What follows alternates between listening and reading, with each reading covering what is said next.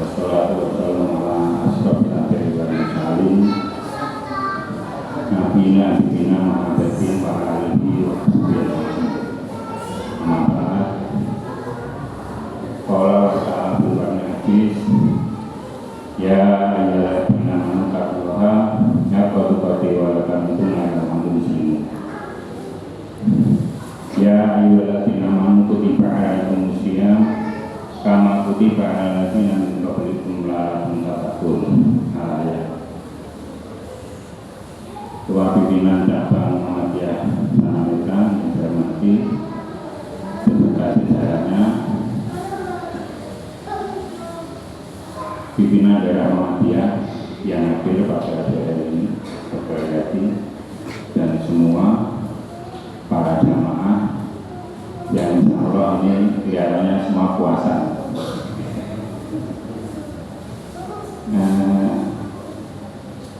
Kapan itu saya ditelepon Pak Muklis, Pak ngajinya nanggane takwa tutup-tutupnya sanatan. Resikonya jadi di PPDN dianggap kiai, jadi kudu bisa ngaji. Akhirnya yang mau dan mau harus menyesuaikan. Nanti pada saatnya siapa yang jadi ketua pimpinan daerah Muhammadiyah itu ya harus ngaji. Di wilayah juga begitu Bapak-Bapak. Jadi orang-orang pimpinan daerah wilayah Jawa Timur itu tidak ada satupun yang tidak ada ngaji, yang tidak bisa ngaji. Ada satu deh, semua bisa ngaji. Dan rata-rata semua itu profesor ya Pak Akhir ya, profesor semua. Ya, maka dari itu saya punya semangat untuk generasi kelanjutan saya itu anak-anak pemuda yang masih S1 semua harus S2. Nanti kalau sudah S2 semua harus S3. Siap S3 Pak? Nah, jadi itu program saya. Jadi insya Allah nanti di Kota Blitar bermunculan apa itu S2 dan dokter-dokter banyak, sehingga nanti ke depan bisa memudahkan dakwah di kalangan pimpinan daerah Muhammadiyah. Bapak Ibu yang saya hormati, Nun Sewu, para bini sepuh, Pak Mulyoto, Pak Yadi, Pak Joko, dan para Bapak Ibu yang lain, yang para mubalek, ini saya tidak ngajari. Saya jawab ini Pak Mulyoto. Jadi seringkali saya itu ngaji di hadapan kiai. Nah ini kan ya harus memang ya harus begitu. Kemarin saya menyampaikan bahwa peradaban dunia Islam itu semakin hari semakin memprihatinkan. Berkenaan dengan propaganda Amerika yang dulu terkenal dengan fobia Islam, nah sekarang ini kelihatannya tanda-tanda akan adanya keberhentian Islam itu ada, ditandai dengan banyaknya masjid-masjid di dunia Eropa dan Amerika yang notabene anti-Islam. Bahkan juga ada kemarin itu gereja besar juga sudah dipakai untuk masjid. Nah, ini tanda-tanda kebangkitan umat Islam. Berkenaan dengan tema yang diberikan pada saya, Islam berkemajuan. Apa itu Islam berkemajuan?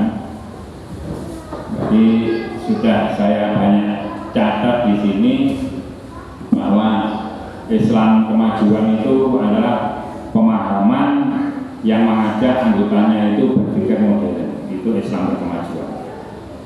Mengapa di Muhammadiyah itu terkenal dengan tasdid? Tasdid itu pembaruan. Tasdid itu dari kata terbaru, itu pembaruan. Apa Islam ini bisa lamas terus perlu dikai Islam baru? Bukan begitu Mas. Jadi Islam pembaruan itu dikala Muhammadiyah dibawa oleh Kiai Madaran itu kehidupan masyarakat di sana itu masih sangat primitif. Primitif itu ya ilmunya ketinggalan. Jadi masih membudayakan ilmu-ilmu klinik, ilmu-ilmu yang tidak tidak bisa dipertanggungjawabkan secara akademis, sehingga hal-hal yang sebetulnya bisa dijalankan dengan mudah melalui syariat Islam tapi dipersulit karena ilmu-ilmu yang tidak jelas.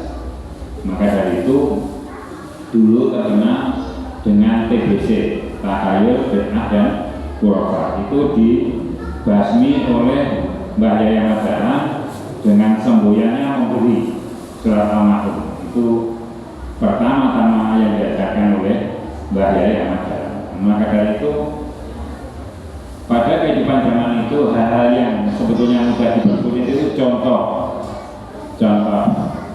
dalam film yang dulu pernah dibuat, dan mungkin Bapak Ibu yang ada di sini melihat ada seorang keluarga mau mantu, terus kemudian mau kirim leluhur, mau kirim doa, tidak punya biaya. Nah, akhirnya sama Mbak Yahya Madahlan, wes sembarang kita tanggung, nanti ada resiko, istilahnya dipangan janjangan ini aku sing nganggur. Sing penting anakmu saiki kudu nikah. Jadi saat kirim leluhur, kirim donga, apa itu motong gas kebun dan sebagainya, wis tak ringane tak batali kabeh, sing nanggung balake saya itu Mbak. Sehingga kamu harus segera menikahkan anakmu, tetapi kamu tidak boleh pakai pakaian kebaya. Dulu pakainya cuma ibuku separuh ini, yang di atas itu panunya sama kelihatan semua. Nah, sehingga Mbah Yahya Madahlan wes iki balake sing nanggung aku, tetapi sampai itu pakai pakaian yang menutup aurat. Nah, maka meniti dari pemahaman yang ringan-ringan itu, maka Muhammadiyah hadir untuk membawa Islam pembaharuan. Ini nanti bukannya jam berapa? Ini nanti sekuat saya ya. Maaf.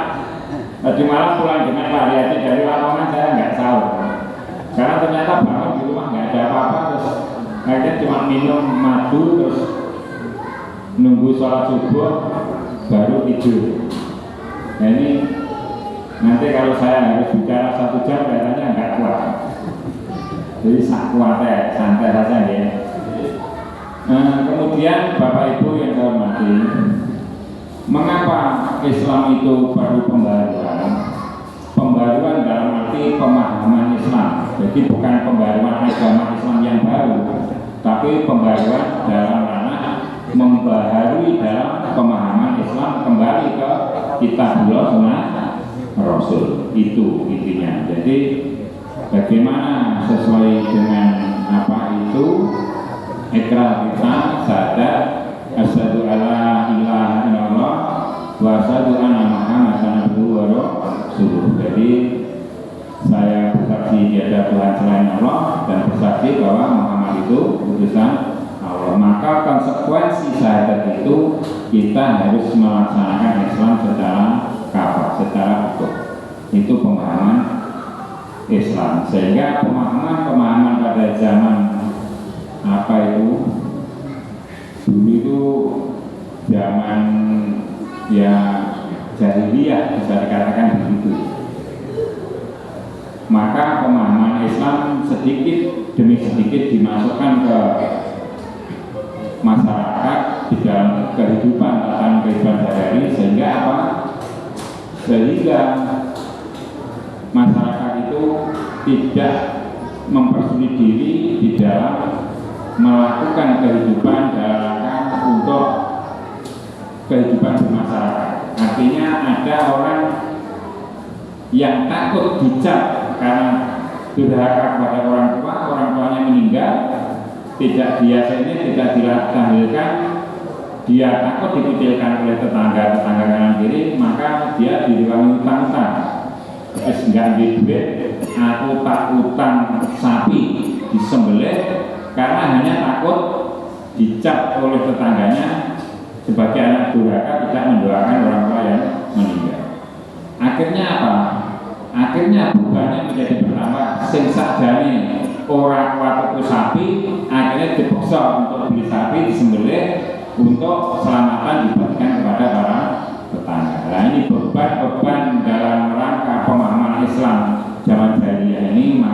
terbitlah Islam Berkemajuan dan rangka untuk memberi pencerahan dan meringankan beban hidup masyarakat yang memang semestinya di dalam Al-Quran dan Sunnah tidak menjadi kewajiban. Bapak Ibu yang saya hormati, bahwa banyak hal di dalam masyarakat harus perlu diadakan pembaruan tentang pemahaman Islam. Karena waktu dulu yang dinamakan tahayul bin akhurafah, tahayul itu apa Bapak Ibu? Tahayul itu hal-hal yang dipercayai masyarakat berdasarkan konon cerita-cerita, tetapi tidak bisa dibuktikan. Tidak bisa dibuktikan. Contoh, saya ini kalau di kampung sekarang ini dianggap dukun. Jadi kalau ada orang mau mantu, mau menikahkan itu orang ke rumah boleh dino. Semua orang yang bagus kok, apa yang ngerti. Pak, niki kula jeneng mantu, niki geblake bae, niki geblake bapake, pokoknya untuk dinten kalih niki pun masa boro. Nah, karena kita tuh konteksnya berkemajuan, ya aja dianggap Pak Ketua Pimpinan Dharma dia tidak hitung bunga lah iso. Ini tak ajarin Bapak Ibu semua, nanti biar di rumah kalau jalan cari hari biar di Playstore sampai buka itu neton atau weton itu nanti sudah keluar semua. Letan dukun seminggu ngitung. Nah ini Pak Luki 5 menit selesai. Dan geblake apa dinone apa geblake baik, geblake bapak boleh. Nanti ketemunya mesti Sabtu dan Ahad. Wis sak pintere dukun itu geblake dino pon legi pagi nanti ketemunya mesti hari Ahad dan Sabtu. Karena apa? Karena saya libur, kalau diundang aku sok teko. Dan banyak mereka yang cari hari di saya itu hidupnya baik-baik saja, tidak dipangan apa itu bedorokolo. Karena bedorokolo sudah saya sauri gagal, nanti nggak wani moro. Nah, maka dari itu dalam konteks apa itu berkemajuan, Bapak Ibu juga harus tahu hitung-hitungan itu nanti di Indonesia Anda ketemunya bangga Sabtu dan Ahad.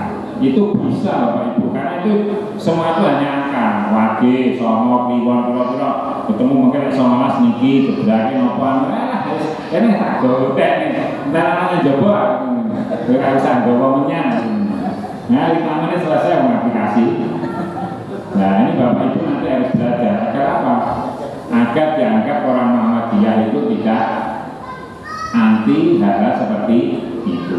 Tapi kita apa? Kita ya harus mensiasati jenis berkemajuan, jangan sampai kita malah melu-melu menjadi kembali ke zaman jahiliyah itu. Itulah namanya tahayul. Jadi mempercayai hal-hal yang tidak bisa dibuktikan. Saya juga punya saudara di Kediri itu, oleh mantu lor etane omah. Dan pada saat itu dukunnya enggak ke saya, dukunnya ya ke tetangga yang Kediri itu. Kalau dukunnya gitu, niki bukan asal Pak, oleh mantu loretan, niki mungkin mesti bakal mati. Terus akhirnya karena kekhawatiran anaknya tidak nembak ini, terus anakku PN istilahnya dibuang, sehingga nanti ini sudah bukan tanggungan saya. Akhirnya dimantu kalau begini. Ya bilang saya aneh mantu tes pegawai negeri ketompo nyambut gawe dapat 6 tahun kecelakaan meninggal. Wah akhirnya satu desa itu percaya dengan dukun itu ora karo-karo. Ya tenang toh, disik kan wis diomongi kae. Kalau kita oleh mesti mati bakal. Dia lupa bahwa semua bakalnya mati, cuma waktunya kita tidak tahu. Hal semacam ini sebetulnya di era modern ini sudah tidak berlaku dan harus tidak dipercaya. Tapi jangan dikira Bapak Ibu yang di kabupaten, di desa-desa, hal-hal semacam ini sampai sekarang masih menjadi tradisi dan masih ditakuti oleh banyak masyarakat. Bapak Sowi masalahnya ramu beda loh. Jadi untuk bid'ah ini di kalangan masyarakat pedesaan juga masih banyak. Bid'ah itu nanti juga banyak yang didukung oleh guru-guru yang dianggap guru biru itu ilmunya tinggi. Jadi hal-hal yang tidak diajarkan dalam Islam itu diadakan, itu namanya bid'ah. Bahkan sering dibuat katanya untuk pembukaan khotbah itu, kalau bid'ah itu final dan neraka itu ya hukuman yang paling berat bagi umat manusia. Maka dari itu di kalangan masyarakat itu masih banyak, dan nanti kalau diingatkan dia juga punya jurus penangkal untuk mentai. Contoh, dalam peribadatan sholat itu, sholat fardu itu, setelah sholat itu zikir itu hukumnya apa? Hukumnya sunnah ya. Zikir, wirid itu hukumnya sunnah. Tapi seringkali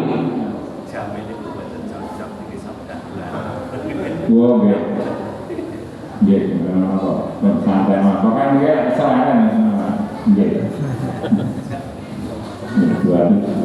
jadi setelah sholat zikir itu hukumnya sunnah. Tapi mengapa orang-orang takut kalau tidak zikir itu jaga sholatnya tidak afdol, tidak sah? Nah, inilah hal seperti ini. Terus kemudian disangka oleh kiai besar wong kok dipermasalahne. Ngentainya ya benar. Sangat berzikir kamar mandi orang bebas sholat ke kamar mandi boleh nggak? Boleh. Bebas sholat makan boleh nggak? Boleh. Nggak sholat bebas sholat makan oleh, ke kamar mandi oleh, ini kelihatan oleh.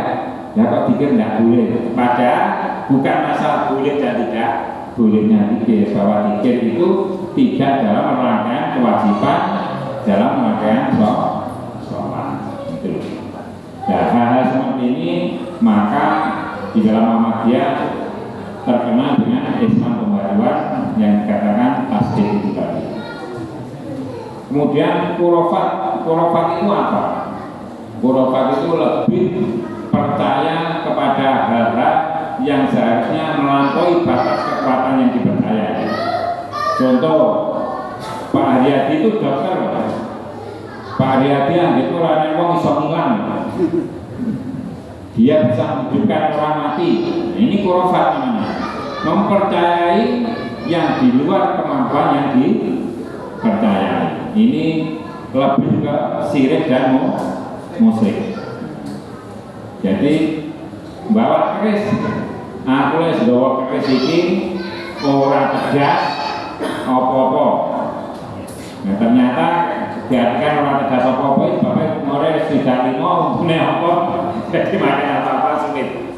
Nah, tapi dianggap bahwa membawa keris ini menjadi hal yang merubah kekuatan menjadi sakti. Nah, Bapak Ibu yang saya hormati, berkenaan dengan hal-hal Islam berkemajuan ini, kita sebagai umat muslim khususnya warga Muhammadiyah punya harapan besar ke depan. Karena apa? Karena kemarin paparan di wilayah itu sudah banyak perguruan tinggi, sudah banyak pondok-pondok yang diberikan oleh Muhammadiyah yang sudah banyak meluluskan anak-anak kader-kader kita, sehingga ke depan insya Allah kehidupan beragama dalam konteks berkemajuan berpikir itu insya Allah bisa tercapai. Nah, sekarang tinggal kita bagaimana mengkader anak cucu kita untuk paham agama. Karena apa?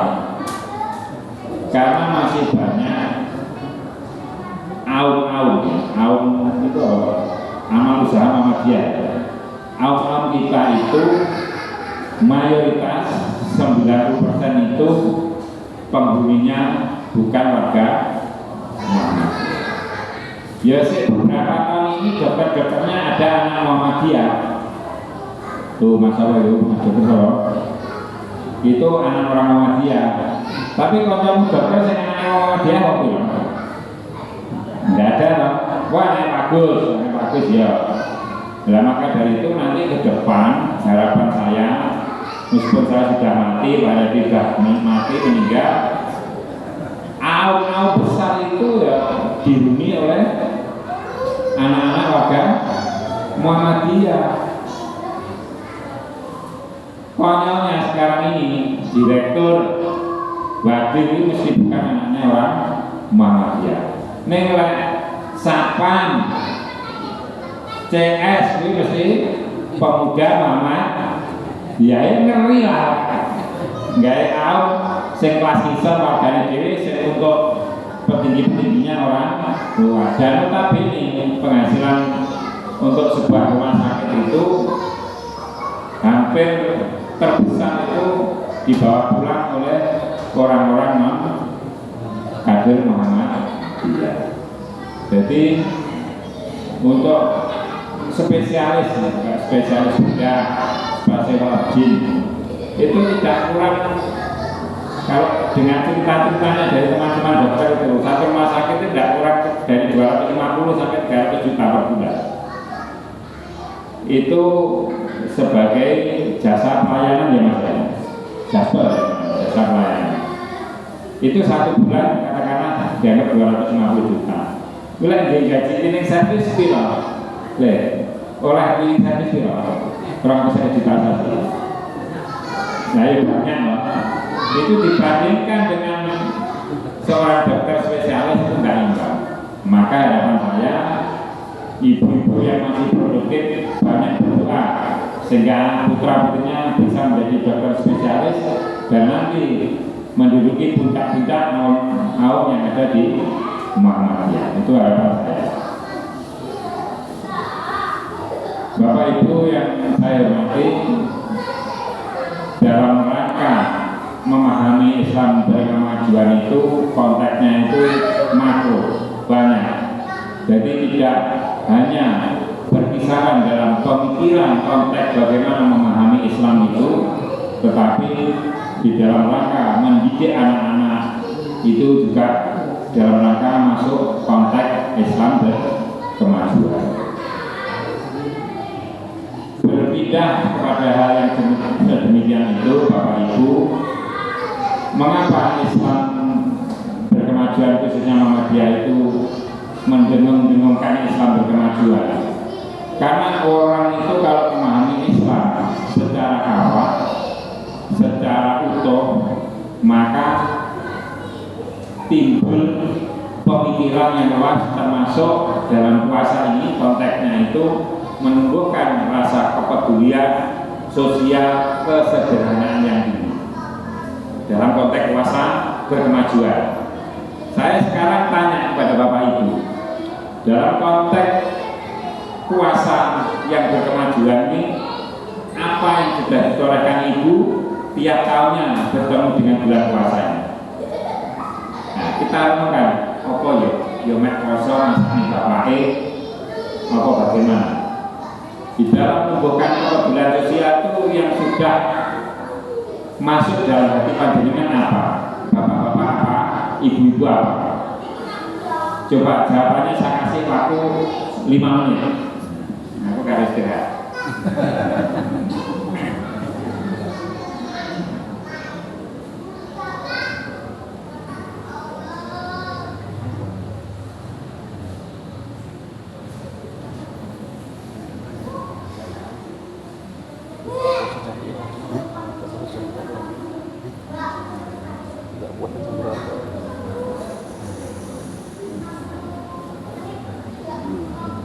Saya kasih waktu 5 menit. Kira-kira apa dalam konteks Islam berkemajuan dan rangka apa itu menjalani puasa ini? Ini saya kasih retorika gambarannya. Ini nanti kalau nunggu jawaban ibu, insya Allah sampai maghrib tidak ada yang mau jawab. Nah, jadi pembahasan dalam konteks pemahaman Islam berkemajuan di dalam bulan suci Ramadan ini minimal bisa menimbulkan rasa sosial yang tinggi. Sosialnya apa Bu? Sosialnya apa? Benaknya orang sosialnya ringan, gampang wae iki kena diartikan sosial. Gampang peduli kalau orang yang hidupnya di bawah kita, itu namanya sosial. Gampang nulung, kena koloro orang di BPJS, wis dino variasi, pangkat bupati, itu namanya sosial. Maka dari itu dalam konteks kekinian menumbuhkan rasa sosial itu konteksnya apa? Kira-kira ibu-ibu dalam bulan puasa itu, karena banyak bapak ibu mohon maaf menjalani rutin puasa itu ya wis pokoknya bulan suci Ramadan teko ya wis mek poso, traweh, subuh, tetapi di dalam hati itu tidak ada lagi pembaruan tentang pemahaman bulan puasa. Tidak ada tumbuh kepedulian sosial, tidak ada tumbuh kesederhanaan. Jadi yus pangkahe lek bodo salat tarawih rojok sudo karena bodo belanja beli baju baru. Sehingga apa? Sehingga di musala masjid sepi, shopnya tinggal maju karena semua sama belanja. Jadi kesederhanaan menghadapi bulan suci Ramadan itu enggak nampak. Sosialnya enggak nampak, sosial enggak nampak apa? Enggak berbuka, lauknya sisa, diingat lebih kulkas. Itu namanya sosialnya enggak nampak. Kalau ibu sosialnya nampak, untuk buka sisa dan ngingok tabok kiwa tenen dan dikasihkan tetangga kanan kiri yang bukanya cuma pakai air putih. Kira-kira itu sudah dilakukan oleh ibu-ibu? Derek dong? Bapak-bapak itu tahu ini salah satu kelambiannya. Nawai diri wis tua mata obyek ya bangga. Nah, pernah dikatakan begitu pada istri-istrinya? Nah, ini namanya Islam berkemajuan dalam konteks prihatin, sederhana dan sosial. Belum ada pemberat di hati kita semua. Ngaji menurut penak dipahami, ngerti. Jadi tidak usah menciptakan konflik yang baru, ya. Dalil, kalau dia nggak dalil, di dalil ya percuma. Kebaikan rasa di dalil, banyak dalil. Keikhlasan itu kalau dengan nggak percaya sama buka, klik ikhlas. Itu ada 12 surat. Dari 12 surat itu ada 15 ayat. Apa perlu dibacakan? Ya biar untuk suwi, alasannya. Ini di firman Allah surat Al-A'raf surat ke-7 ayat ke-29. Wa aqimu wujuhakum inda kulli masjidil waquhu mukhlisina lahuddin kama bada'akum ta'udun. Ini artinya hadapkanlah wajahmu pada setiap sujud dan sembahlah dia dengan ikhlas mukhlisina lahuddin, ibadah semata-mata hanya mencari keridhaan Allah. Dan janji Allah panjenengan kula sedaya kamu akan dikembalikan kepada sebagaimana kamu baru diciptakan. Jadi nol orang duwe dosa. Syaratnya apa? Syaratnya ikhlas. Dan masih banyak lagi dalam surat Al-Bayyinah. Wa ma umiru illa liya'budullaha mukhlishina lahuddin hunafa wa yuqimu sholata wa yu'tu zakata wa dzalika dinul qayyimah.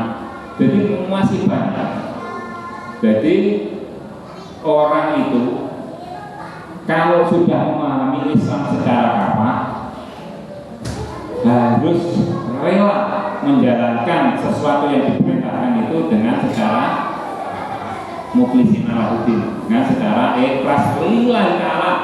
Wis kok percaya karo Gusti Allah sembarang itu sing ngatur Gusti Allah. Rezekine Pak Yadi tidak akan tertukar dengan rezekine orang fakir. Percaya benar? Percaya benar? Sing ora percaya wis jangan kenal. Rezekine itu kan fakir, yo orang kene karo rezekine dokter Haryati. Wa yarzuqu min haitsu la nasib. Rezeki itu sudah tidak bisa disangka-sangka. Gusti Allah ngekei mesti maknyel penuh moro-moro apa. Ning mbok bener kaya apa? Lek belum waktunya, maka yang terjadi hanya penyesalan.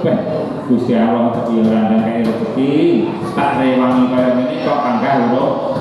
Maka keikhlasan itu harus dibangun dalam hati. Nah, tanda-tanda ikhlas itu apa Bapak Ibu? Nah, kayak waktunya 5 menit. Tanda-tanda mukhlisin alahuddin itu apa bisa?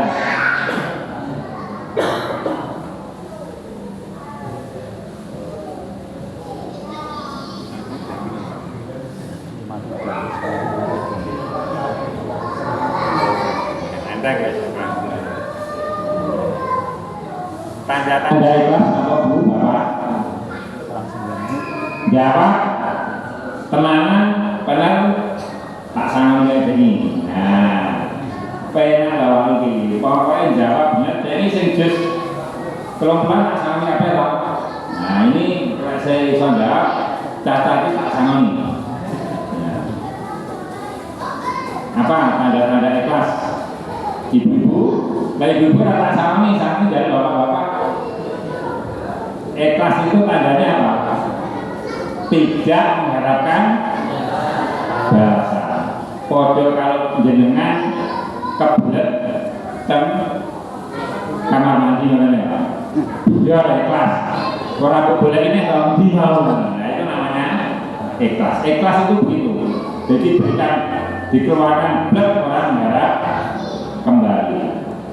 Itu namanya ikhlas. Nah, ikhlas itu perlu dilatih Bapak Ibu. Perlu dilatih. Karena kalau enggak berat rasanya ikhlas.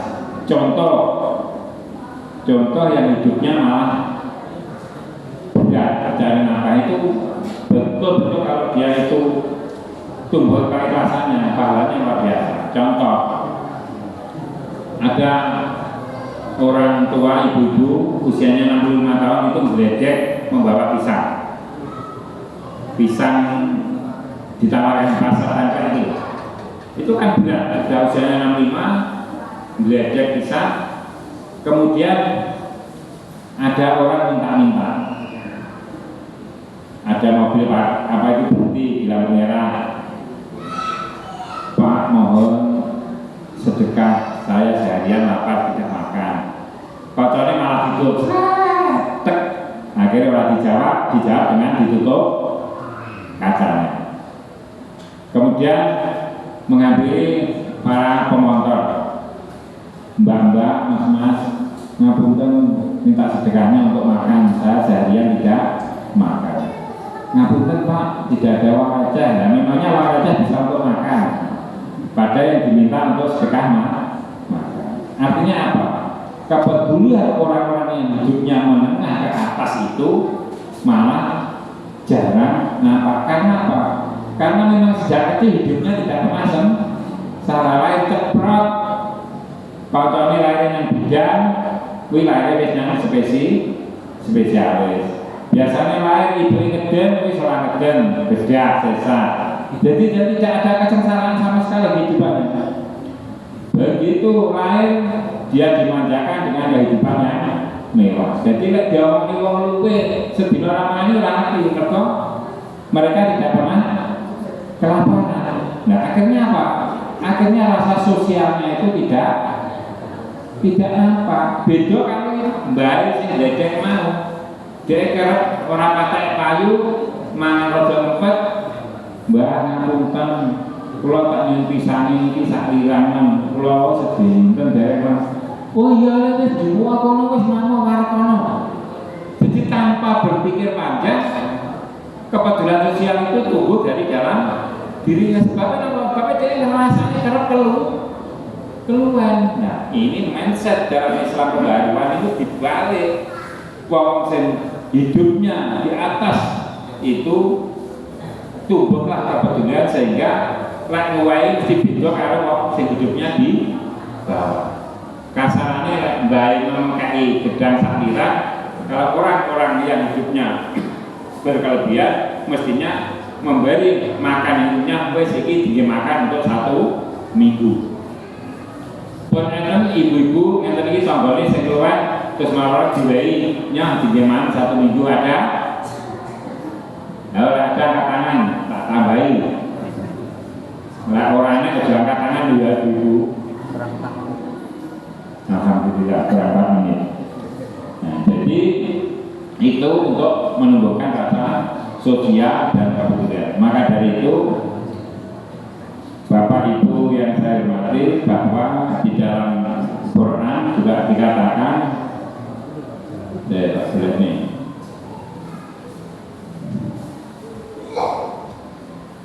di dalam surat As-Saff ayat 10 yang bisa buka, ya ayyuhalladzina amanu hal adulukum ala tijaratin tunjikum min adabin alim. Niki teng As-Saff ayat 10. Wahai orang-orang yang beriman, maukah kamu aku tunjukkan suatu perdagangan yang dapat menyelamatkan kamu dari adab yang pedih?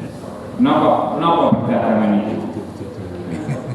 Perdagangan itu adalah kebaikan-kebaikan yang diridhoi Allah sehingga bisa menyelamatkan kita dari api neraka.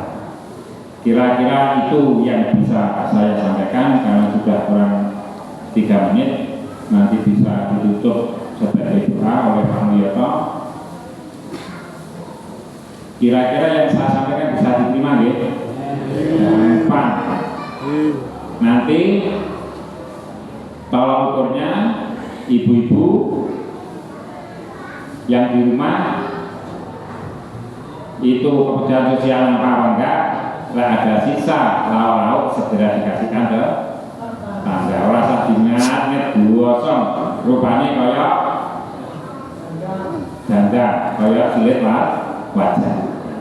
Jadi nanti bapak-bapak juga begitu. Lah ibu-ibu belanja untuk 1 bulan kirane wis cukup dan diambil sebagian untuk diinfakkan mumpung ini bulan puasa. Masalul ladina yunfikun dan seterusnya itu bahwa orang itu bersedekah itu ibaratkan 1 biji tumbuh 7 tangkai, masing-masing tangkai tumbuh 100 biji. Jadi siji ping 700. Ini di bulan biasa. Kalau ini di bulan puasa dilipat gandakan.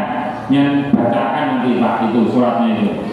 Surat Al-Baqarah 261 atau 262. Masalul ladina yunfikun itu. Ya, Pak Muklis. Itu harapan saya, mengapa jangan sampai Islam berkemajuan hanya menjadi kuat-kuat, tetapi kita pemikiran dan rasa sosial tidak akan pernah maju. Artinya stagnan, ngaji hanya didengarkan saja dan tidak dilakukan, tidak membawa perubahan. Ada kurang lebihnya